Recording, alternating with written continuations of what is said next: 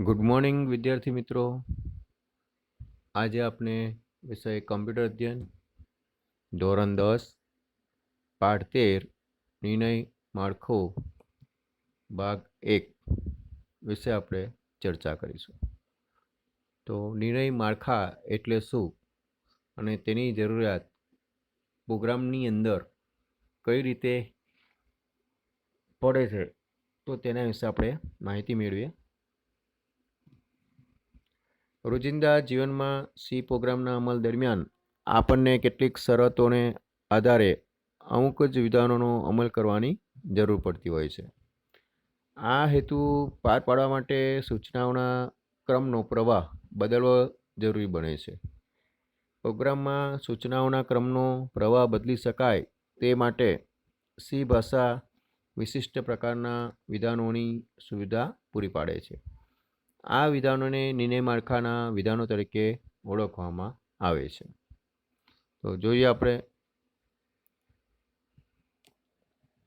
C ભાષામાં નિર્ણય માળખાની જરૂરિયાત. Need four decision structure in C. કોઈ શરતના પરિણામને આધારે પ્રોગ્રામના એક વિભાગ પરથી અન્ય વિભાગ પર જવા માટે નિર્ણય માળખા મદદરૂપ બને છે. કેટલીકવાર નિર્ણય માળખાના વિધાનોને પસંદગી માળખાના વિધાનો એટલે કે સિલેક્ટિવ સ્ટ્રક્ચર સ્ટેટમેન્ટ, શાખાકીય વિધાનો એટલે કે બ્રાન્ચિંગ સ્ટેટમેન્ટ અથવા નિર્ણય લેનાર વિધાનો એટલે કે ડિસિઝન મેકિંગ સ્ટેટમેન્ટ તરીકે પણ ઓળખવામાં આવે છે. અમલીકરણના પ્રવાહને નિયંત્રિત કરતા હોવાથી આ વિધાનોને નિયંત્રણ વિધાનો એટલે કે કંટ્રોલ સ્ટેટમેન્ટ પણ કહેવામાં આવે છે. સી ભાષા મૂળભૂત રીતે બે પ્રકારના નિર્ણય માળખા માટેના વિધાનો પૂરા પાડે છે: ઇફ અને સ્વિચ. પ્રોગ્રામમાં સૂચનાઓનો પ્રવાહ ઇફ અને સ્વિચ વિધાનોની મદદથી કેવી રીતે બદલી શકાય તેનો આપણે અભ્યાસ કરીશું. તો મિત્રો, અહીંયા જે વિધાન છે એ ઇફ વિધાન. તો ઇફ વિધાન એ નિર્ણય માળખા માટેનું એક એવું સક્ષમ વિધાન છે જે સૂચનાઓના અમલને નિયંત્રિત કરવા માટે ઉપયોગમાં લઈ શકાય છે. ઇફ વિધાનનો ઉપયોગ નીચે જણાવેલ વિવિધ પ્રકારે આપણે કરી શકીએ છીએ. પહેલું, સરળ ઇફ વિધાન, જેને સિમ્પલ ઇફ સ્ટેટમેન્ટ કહેવામાં આવે છે. બીજું, ઇફ એલ્સ વિધાન, that means if else statement.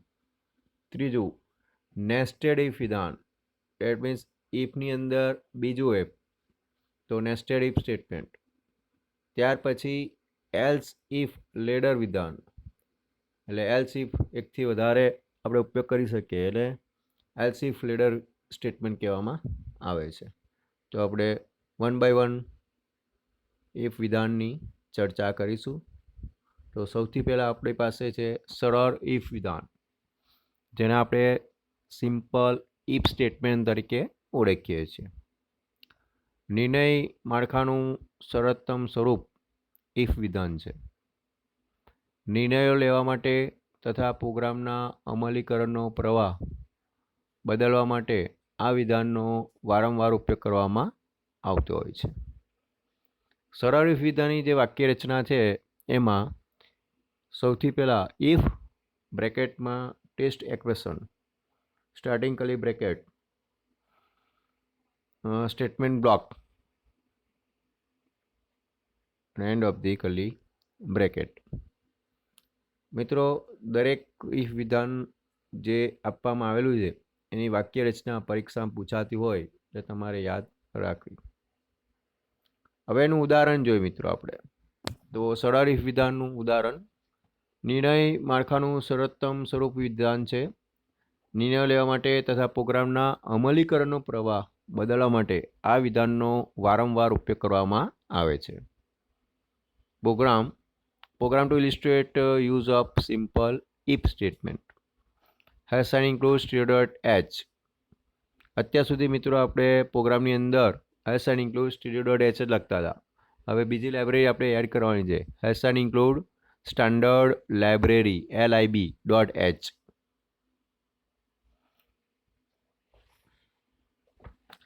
Integer main I N D marks એક વેરિયેબલ છે માર્ક્સ નામનો. સિસ્ટમ બ્રેકેટ્સ ક્લિયર તો ક્લિયર ધ સ્ક્રીન માટે. પ્રિન્ટ એન્ટર યોર માર્ક્સ એટલે મેસેજ દર્શાવશે અને એ મેસેજ દર્શાવશે એટલે યુઝર્સ માર્ક એન્ટર કરશે. તો scanf percent D and percent marks એટલે કે read a number from the user. User જે પણ નંબર એન્ટર કરશે તે સ્કેનએપમાં રીડ કરશે અને ડેટા સ્ટોર કરશે. તો ઇફ માર્ક્સ ગ્રેટર દેન 80 જો 80થી વધારે હોય તો આ કન્ડિશન છે, સિમ્પલ કન્ડિશન છે. તો હોય તો શું થાય? તો પ્રિન્ટ એપ કોંગ્રેચ્યુલેશન્સ તો આ મેસેજ ડિસ્પ્લે કરી દે. જો ગ્રેટર 80% હોય તો માર્ક્સ હોય તો. અધરવાઇઝ તો print app have a nice time અને બેકસ્લેશ રિટર્ન 0 અને end of the curly brackets. ફાઇલને સેવ કરો. 10-1.c થઈ ગયા પછી તમારે ફાઇલને કમ્પાઇલ કરવાની. .a.out સૌથી પહેલાં કમ્પાઇલનો જે કમાન્ડ છે તે જીસીસી ફાઇલનું નામ અને .c સક્સેસફુલ કમ્પાઇલ થઈ ગયા પછી આઉટપુટ માટે .a.out લખો અને એન્ટર આપો. જેવું તમે એન્ટર આપશો તો પહેલું સ્ટેટમેન્ટ તમારી પાસે હશે એન્ટર યોર માર્ક્સ એટલે જે તે યુઝર્સ છે એ માર્ક એન્ટર કરે છે. અહીંયા 85 માર્ક્સ એન્ટર કરેલા છે તો એનો આન્સર આવે congratulations have a nice time. આ હતું સિમ્પલ ઇફ વિધાન. બીજું છે વિધાન ઇફમાં ઇફ અને એલ્સ વિધાન એટલે કે the if and else statement. સરળ ઇફ વિધાનમાં માત્ર એક જ સ્ટેટમેન્ટ બ્લોક હોય છે અને જો ટેસ્ટ એક્સપ્રેશન સાચું હોય તો જ તેનો અમલ કરવામાં આવે છે. ટેસ્ટ એક્સપ્રેશન જો ખોટું હોય ત્યારે સરળ ઇફ વિધાન કોઈ કાર્યનો અમલ કરતું નથી. હવે ટેસ્ટ એક્સપ્રેશનનો જવાબ ફોલ્સ આવે ત્યારે જો કોઈ ક્રિયા અમલમાં મૂકવી હોય તો ઉદાહરણ તરીકે જો વિદ્યાર્થીના ગુણ 40થી વધુ હોય તો આપણે સ્ટુડન્ટ પાસ સંદેશ દર્શાવવા માંગીએ છીએ, અન્યથા સ્ટુડન્ટ ફેલ એવો આપણે સંદેશો દર્શાવવો જોઈએ. તો આવા કિસ્સામાં ઇફ અને એલ્સ જે વિધાન છે એ આપણે એનો ઉપયોગ કરી શકીએ. તો સૌથી પહેલાં એને વાક્યરચના જોઈએ ઇફ અને એલ્સની વાક્યરચના. તો સૌથી પહેલાં ઇફ બ્રેકેટમાં ટેસ્ટ એક્સપ્રેશન એટલે તમારું જે એક્સપ્રેશન છે તે ટેસ્ટ કરવાનું. Starting curly bracket true statement block પહેલો જે બ્લોક છે ટ્રુ સ્ટેટમેન્ટ છે. જો સાચું હોય તો અહીંયા તમને જવાબ મળી જાય, ના હોય તો એલ્સ પાર્ટમાં જાય એટલે કે ફોલ્સ પાર્ટ આવશે. સ્ટાર્ટિંગ કર્લી બ્રેકેટની અંદર false statement block and of the curly bracket. તો હતું ઇફ અને એલ્સ વિધાન એની વાક્યરચના. હવે એનું ઉદાહરણ જોઈએ example. Program to illustrate use of if else statement. Assign include std.h, assign include standard library.h. Integer main, starting curly brackets, int marks, system brackets clear, printf enter your marks, scanf %d and %marks. If marks greater than 40 brackets ma true statement, printf congratulations you are passed. End of the curly brackets. Else જો ના હોય તો print એપમાં better luck next time you are failed. ઉપરની જે condition છે true છે, એલ્સમાં જે કન્ડિશન આપેલી છે ફોલ્સ છે. અને કોમન મેસેજમાં printf have a nice time return 0. ફાઇલને સેવ કરો. ફાઇલનું નામ છે 10-2.c. સેવ થઈ ગયા પછી ફાઇલને કમ્પાઇલ કરો. જીસીસી ફાઇલ નામ અને .c સક્સેસફુલી કમ્પાઇલ આવે તો એને રન કરો. .a.out ને એન્ટર. તો ફર્સ્ટ પહેલાં આપણે જોઈએ 2 વખત અહીંયા આઉટપુટ આપેલું છે એન્ટર યોર માર્ક્સ 18 તો congratulation you are pass have a nice time. Second time users ફરીથી માર્ક નાખે છે એન્ટર કરે છે તો enter your marks 35 better luck next time you are failed.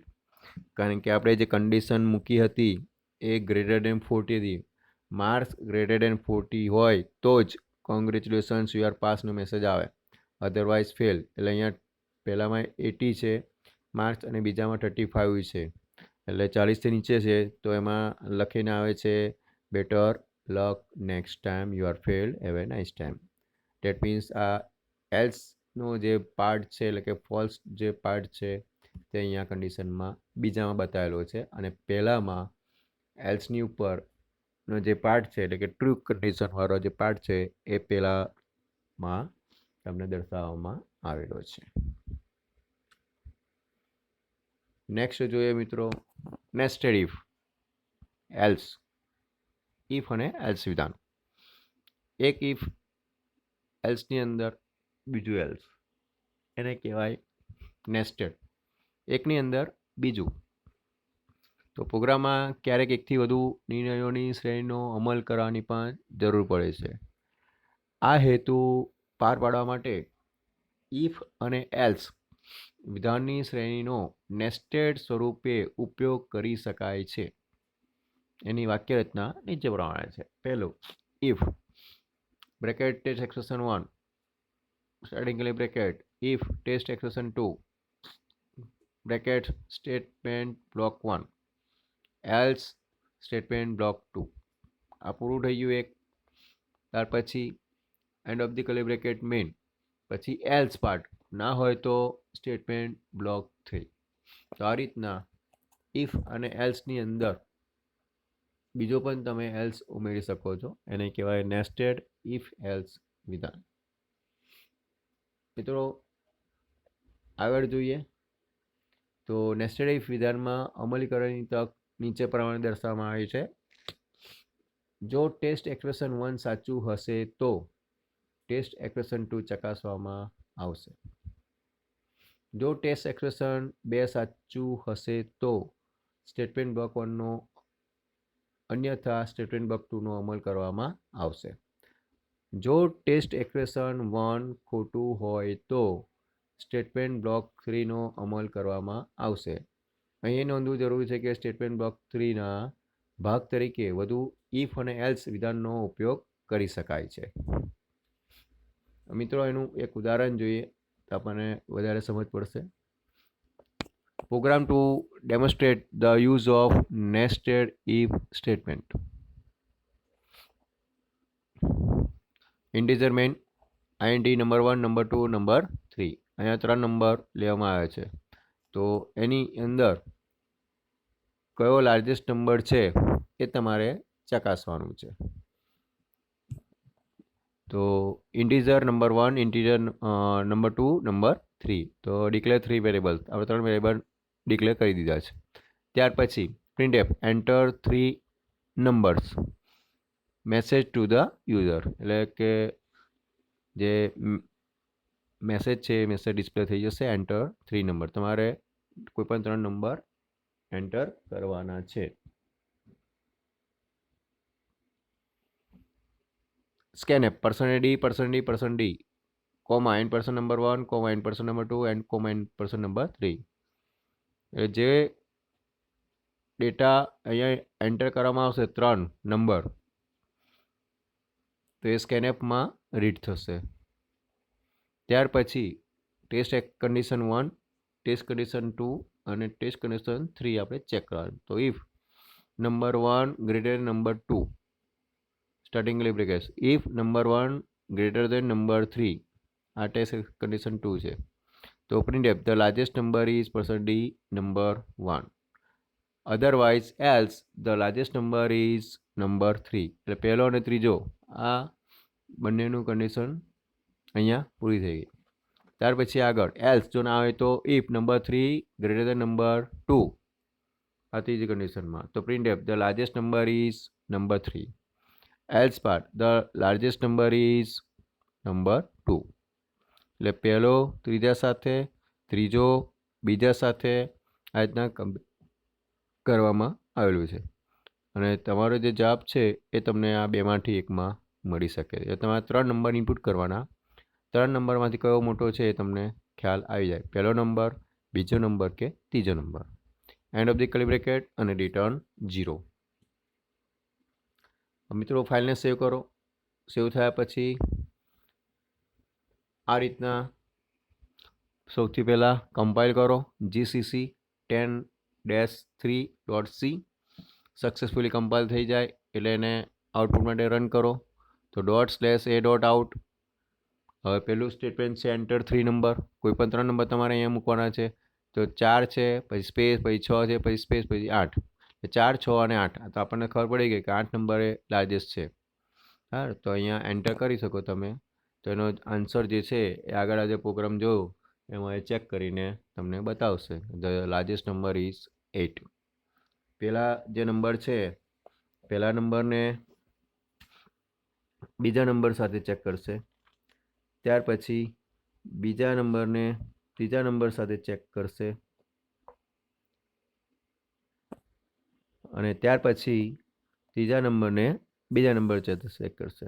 Number 1 grader number 2, પછી નંબર 1 ગ્રેડર નંબર 3, ત્યાર પછી નંબર 3 ગ્રેડર નંબર 2. એટલે જેમાંથી જે લાર્જેસ્ટ નંબર હશે તે ડિસ્પ્લે થશે. હવે એનું એક ઉદાહરણ છે એલ્સ ઇફ લેડર વિધાનનું. તો એકથી વધારે નિર્ણયોનું મૂલ્યાંકન કરવા માટે એક કરતાં વધુ ઇફ વિધાનોની જરૂર પડે છે. આ માટે એક અન્ય બંધારણ પણ ઉપલબ્ધ છે. જ્યારે અન્ય વિધાનોનો નેસ્ટેડ ઇફ એલ્સ ફોલ્સ બ્લોકમાં ઉપયોગ કરવામાં આવે ત્યારે તે એલ્સ ઇફ લેડર વિધાન રજૂ કરે છે. આપેલ વિષયના ગુણ અનુસાર વિદ્યાર્થીને વર્ગ શ્રેણી આપવા માટેના પ્રોગ્રામમાં એલ્સ ઇફ લેડરનો ઉપયોગ કરીએ છીએ. શ્રેણી આપવા માટેના પ્રોગ્રામમાં આપણે કોષ્ટક અહીંયા છે. તે કોષ્ટકમાં 70થી 100 ગુણ હોય તો એને ફર્સ્ટ ક્લાસ વિથ ડિસ્ટિંક્શન આવે. 60થી 69 હોય તો ફર્સ્ટ ક્લાસ આવે. 50થી 59 હોય તો સેકન્ડ ક્લાસ આવે. 40થી 49 હોય તો પાસ ક્લાસ આવે અને 0થી 39 હોય તો ફેલ આવે.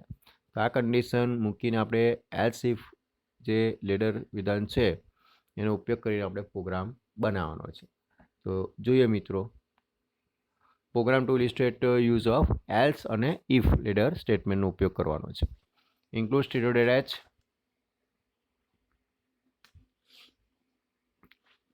hash sign includes standard library.h int main int marks declare a variable. અહીંયા વેરિયેબલ આપણે ડિક્લેર કર્યો છે માર્ક્સ નામનો. સિસ્ટમ ક્લિયર, દેટ મીન્સ જે છેલ્લા આઉટપુટ છે એ ક્લિયર થશે એટલે ક્લિયર ધ સ્ક્રીન. અને જે કરંટ તમારો આઉટપુટ છે એ દર્શાવશે એટલા માટે સિસ્ટમ ક્લિયર કરેલી છે. Print app enter your marks message display કરશે યુઝર્સ માટે. એટલે કોઈ પણ માર્ક છે યુઝર્સ એન્ટર કરશે તો કન્ડિશન ચેક કરશે. તો scan A %d and %mark એટલે read number from the users. Users દ્વારા જે આપેલ નંબર છે એ રીડ કરશે અને સ્ટોર કરીને એ કન્ડિશન ચેક કરશે. હવે આપણે કન્ડિશન ચેક કરીએ. તો કન્ડિશન 1, કન્ડિશન 2, કન્ડિશન 3 અને કન્ડિશન 4. પહેલી condition if marks greater than 69 તો શું આવે એનો આન્સર? તો print app first class with distinction. આ પૂરું થઈ ગયું. જો ના હોય તો else if marks greater than 59 તો શું જવાબ આવે? First class. એ ના હોય તો else if marks greater than 49 હોય તો એનો આન્સર શું આવે? Second class. જો એ પણ ના હોય તો else if marks greater than 39 તો એનો આન્સર શું આવશે? Pass class. અને જો ના હોય તો આ બધી જ કન્ડિશનમાં તો લાસ્ટમાં એક કન્ડિશન છે એટલા માટે એલ્સ લીધેલું છે તો એલ્સ.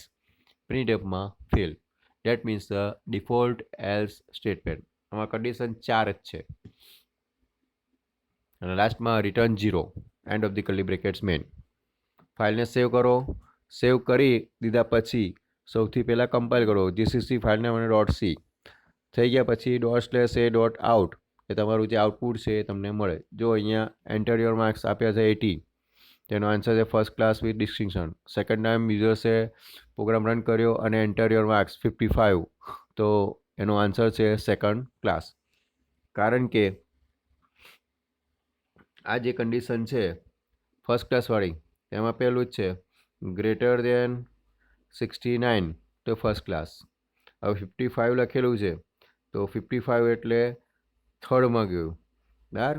તો થર્ડમાં 50થી 59 એટલે ઇફ માર્ક્સ ગ્રેટર દેન 49 તો સેકન્ડ ક્લાસ એનો આન્સર તમને મળશે. હવે એલ્સિફ જે લેડર વિધાન છે એની વાક્ય રચના આ પ્રમાણે છે.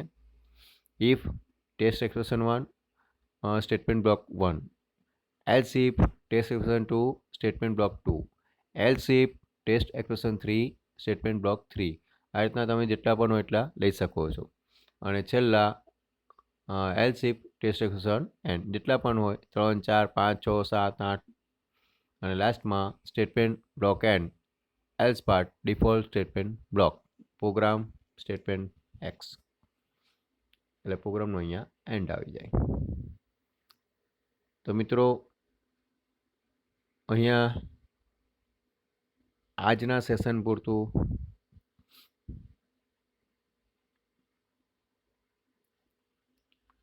જોયું કે કઈ રીતના ઇફ વિધાન કાર્યરત છે. સૌથી પહેલાં આપણે સિમ્પલ ઇફ વિધાન જોયું, ત્યાર પછી ઇફ અને એલ્સ વિધાન જોયું, ત્રીજા નંબરે નેસ્ટેડ ઇફ જોયું અને ચોથા નંબરે એલ્સ ઇફ લેડર વિધાન જોયું અને એના એક્ઝામ્પલ જોયા. તો હવે મિત્રો આજનો સેશન અહીંયા પૂરું થાય છે. ફરી મળીશું નવા ટોપિક સાથે નવા સેશનમાં. Thank you.